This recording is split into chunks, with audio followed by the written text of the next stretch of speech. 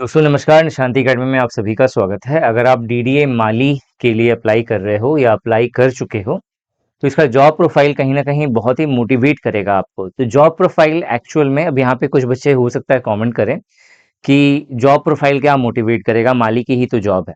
ठीक है, देखो बहुत किसी के लिए जॉब बहुत इंपॉर्टेंट होता है, चाहे किसी भी तरीके का हो। और अगर आपका सपना है जीवन में कुछ बड़ा करने का, जैसे अगर आप सीएसई वगैरह सब सिविल सर्विसेज एग्जाम का प्रिपरेशन करना चाहते हैं और फाइनेंशियली वीक हैं, तो उस केस में इस तरह की जो अपॉर्चुनिटी होती है, ये सोने पे सुहागा कहते हैं इसको।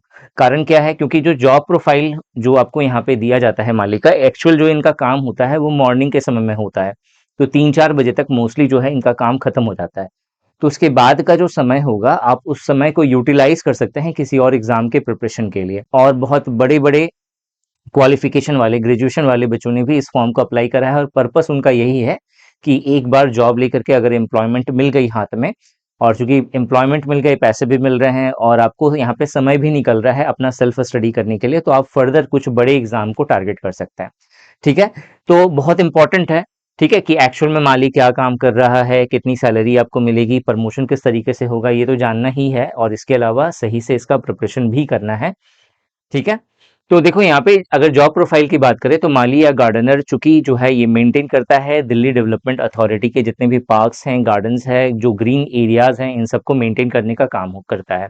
इसके अलावा प्लांटिंग, वाटरिंग, प्रूनिंग, प्रूनिंग का मतलब क्या होता है?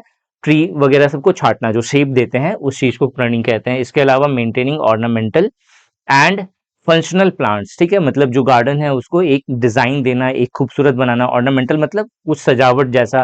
ठीक है, ताकि जो है खूबसूरत लगे पार्क वगैरह सब, या डीडीए का जो लैंडस्केप है वो एक अच्छा लुक दे, इस चीज को एक पॉजिटिव एनवायरनमेंट क्रिएट करे, इस चीज का ध्यान रखना। तो जो की रिस्पॉन्सिबिलिटी होगी माली की या गार्डनर की, वो क्या होगी? प्लांटिंग ट्री लगाना, फ्लावर्स वगैरह सबको मेंटेन करना, ग्रास को मेंटेन करना पब्लिक पार्क्स एंड गार्डन्स में। इसके अलावा वाटरिंग करना, मतलब प्लांट्स में वाटरिंग करना, फर्टिलाइजिंग करना और मेंटेनिंग ग्रीनरी। ठीक है, इसके अलावा जो वीड्स होती हैं, जो अनवांटेड जो चीज, अनवांटेड जो प्लांट्स हो जाते हैं, जैसे अगर आप देखोगे कभी कभी आपने जो है किसी एक पर्टिकुलर प्लांट लगा, उसके साइड साइड से आपको कोई और प्लांट जो है एक्स्ट्रा में दिख गई, तो इसको हम लोग क्या बोलेंगे? ये अनवांटेड प्लांट था, जिस जो हम नहीं चाहते थे वो भी उग गया, तो दैट इज कॉल्ड वीड्स। ठीक है, इसके अलावा जो पेस्ट है, जो पेस्ट का मतलब जो कीड़े लग गए हैं प्लांट में, ठीक है, उस चीज को रिमूव करना, ताकि जो है प्लांट का जो ग्रोथ है वो हेल्दी रहे। ठीक है, इसके अलावा operating basic gardening tools and maintaining equipments. इसके अलावा जो है assisting horticulture officers in beautification projects. ठीक है, मतलब जो हॉर्टिकल्चर ऑफिसर्स होंगे जिनका एक पर्टिकुलर प्रोजेक्ट है, ताकि जो है पार्क है या फिर कोई पर्टिकुलर कॉलोनी है, सोसाइटी है, उसे बहुत ही खूबसूरत बनाना है, उसमें उसकी हेल्प करना। ठीक है, नेक्स्ट अगर हम लोग बात करें कि करियर ग्रोथ किस तरीके से होता है, तो बेसिकली यहाँ पे जो नॉर्मल जो आप करियर ग्रोथ देखोगे, तो सबसे पहले माली आता है। आपको माली की पोस्ट के बाद जो है 6 से 7 साल का समय लगता है सीनियर माली की पोस्ट पे रिक्रूट होने में। और सीनियर माली से गार्डनर सुपरवाइजर की पोस्ट पे रिक्रूट होने पे आपको 7 से 8 साल का समय लगता है। ये एक नॉर्मल प्रोसीजर है। इसके अलावा सिर्फ यहीं पे करियर खत्म नहीं हो जाता, इसके अलावा भी और भी पोस्ट होती हैं इसमें, लेकिन उसके लिए आपको क्वालिफिकेशन जो है ज्यादा आपके पास होना चाहिए, क्योंकि सेक्शन ऑफिसर वाला भी पोस्ट यहाँ पे मेंशन होता है कि इंटरनल एग्जाम है। अगर आप चाहते हैं कि आप डीडीए के अंदर में माली या गार्डनर की पोस्ट, या फिर मान लो सीनियर माली की पोस्ट है, सीनियर गार्डनर की पोस्ट है, वहां से आप डायरेक्ट सेक्शन ऑफिसर की पोस्ट पे रिक्रूट होना, तो आपको इंटरनल एग्जाम्स होता है जो आपको देने पड़ते हैं। ठीक है, लेकिन यहाँ पे मैंने मेंशन इसलिए नहीं करा क्योंकि जब मैंने जो नायब तहसीलदार है, ठीक है, नीब तहसीलदार मेरे मुंह पे बैठा हुआ है, नायब तहसीलदार नहीं बैठा हुआ है, तो मैं बहुत बार नीब तहसीलदार बोलता हूँ। ठीक है, तो नायब तहसीलदार की जो पोस्ट होती है, उसमें मैंने इसी तरीके का करियर प्रोफाइल बताया हुआ है कि पहले आप ये हो सकते हो, फिर उसके बाद ये बनोगे, फिर उसके बाद इस तरीके का प्रमोशन होगा। तो उसमें कुछ बच्चों का कमेंट था, आपको तो पता ही नहीं है, क्योंकि ये सारी चीजें होती नहीं है। ठीक है, होती है क्योंकि ये एक्ट्स के अंदर आपको मेंशन करा गया है, जो डीडीए के जो एक्ट्स हैं उसके अंदर ये सारी चीजें मेंशन करी गई हैं। ठीक है, तो लेकिन एक्चुअल में क्या होगा, उस क्वालिफिकेशन पे नहीं होगा, आपको वहां पे एक्सपीरियंस चाहिए, आपको वहां पे कुछ एक्स्ट्रा क्वालिफिकेशन चाहिए, बट आपके पास अपॉर्चुनिटी है। जब आप किसी डिपार्टमेंट में घुसते हो, तो फिर जाकर के आपको उसमें ज़्यादा अच्छे से क्लैरिटी मिलती है कि यहाँ से फिर आगे कैसे जाना है। तो उसी तरीके से यहाँ पे भी है और भी पोस्ट, सेक्शन ऑफिसर का भी पोस्ट है, ठीक है? असिस्टेंट सेक्शन ऑफिसर का भी पोस्ट होता है, लेकिन एक्चुअल में इन सब चीज़ों के लिए पहले आपको एक्स्ट्रा क्वालिफिकेशन 10th बेसिस पे वो नहीं होता, उसके लिए आपको ग्रेजुएशन चाहिए।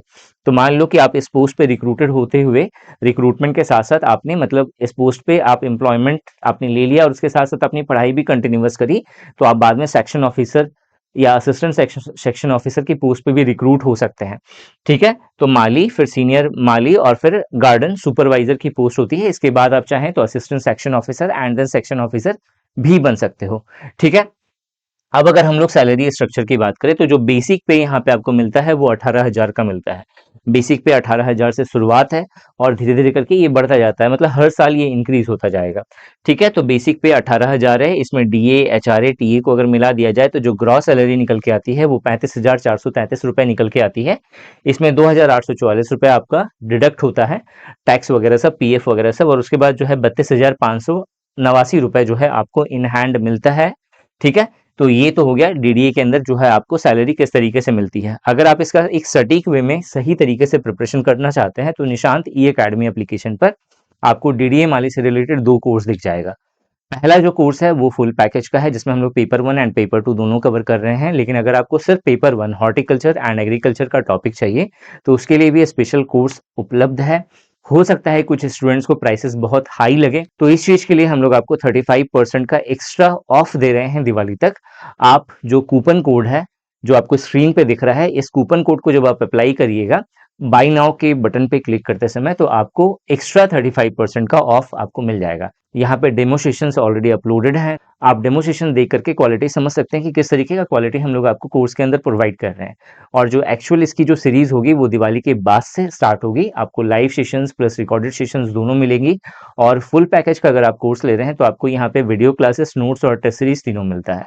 इसके अलावा अगर आपको और कोई इन्फॉर्मेशन चाहिए तो मेरा व्हाट्सएप नंबर आपको स्क्रीन पे दिख रहा है, आप इस नंबर पे व्हाट्सएप करके आप मुझसे और अधिक इन्फॉर्मेशन ले सकते हैं, या फिर कॉल करने का नंबर भी आपको दिया है, आप इस नंबर पे कॉल करके और भी इन्फॉर्मेशन जान सकते हो। इस वीडियो में यही था। Thanks for watching this video and wish you good luck for your paper.